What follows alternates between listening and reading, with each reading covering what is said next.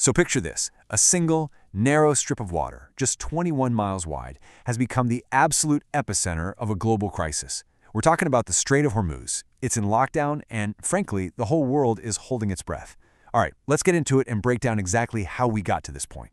And it all started with this, just an absolute bombshell of a statement from President Donald Trump. And just like that, a conflict that had been simmering for weeks just exploded onto the global stage. You could literally feel the shockwaves ripple through energy markets, completely upending decades of international law.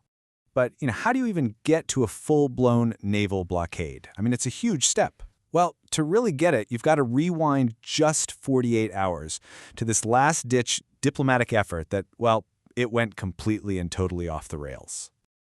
So the scene was Islamabad. For the first time in years, you actually had American and Iranian diplomats sitting in the same room. The goal? Simple. Turn a very shaky ceasefire into some kind of real, lasting peace. But after 21 straight, grueling hours, the talks just fell apart. Nothing. And you know what they say, when diplomacy fails, the military is usually waiting in the wings. So what on earth went so wrong in that room? I mean, why couldn't they hammer out a deal? Well, it turns out it all came down to a few really fundamental issues, these absolute red lines that neither side was ever going to cross. Wow. Okay, when you lay it all out like this, it's actually not surprising the talks failed. Just look at the chasm between them. The U.S. demanded Iran get rid of all its highly enriched uranium, that's the key ingredient for a bomb, and then stop enriching for 20 years. Iran's offer? A 5-year pause. On the Strait, the U.S. wanted it open, free for everyone. Iran said no, it's ours to control and we'll charge for passage. And then the money. U.S. says sanctions stay, Iran says lift them all and give us back our $27 billion. I mean, there was just no middle ground to be found, anywhere. And this right here, this quote from the lead American negotiator, Vice President J.D. Vance, it really just sums up the whole thing from their perspective. For the U.S., it was all about the nuclear question. If they couldn't get a rock-solid guarantee on that, everything else was a non-starter. So, with diplomacy dead in the water, the focus snaps from the negotiating table right back to the Persian Gulf. And this, my friends, is where things get really, really dangerous, because you've got two militaries with completely opposite ideas about how to win a fight. And Miss Slide really nails the difference. On one side, you've got the U.S. Fifth Fleet, aircraft carriers, destroyers, the whole 9 yards, trying to set up a nice, orderly, controlled blockade. But on the other side, you have Iran's strategy. It's called asymmetric deterrence. See, they know they can't win a head-to-head battle with the U.S. Navy, so their goal is different. They just want to make the Strait so incredibly dangerous with a swarm of missiles, drones, and mines that no ship in its right mind would dare try to pass through. And that right there is the absolute key to this whole standoff. Iran doesn't have to sink an American warship. All they need to do is make the risk feel real. If they can just hit one commercial oil tanker, that alone could be enough to paralyze all shipping, send insurance rates to the moon, and achieve their goal without ever having to fight a major naval battle. Which brings us to the devastating impact on, well, everyone else. Why does this standoff in a tiny waterway matter to you, to your wallet, to your everyday life? Because the economic shockwave isn't coming, it's already here. Let's just start with this number, because it's hard to even wrap your head around. 20 million. That's 20 million barrels of oil every single day. That's a fifth of the entire planet's daily oil consumption. And right now, it's stuck. It can't get to market. So what does that do to the price of oil? Well, analysts are basically sounding the alarm bells. The projection is that if this thing drags on, we could see oil hit $200 a barrel.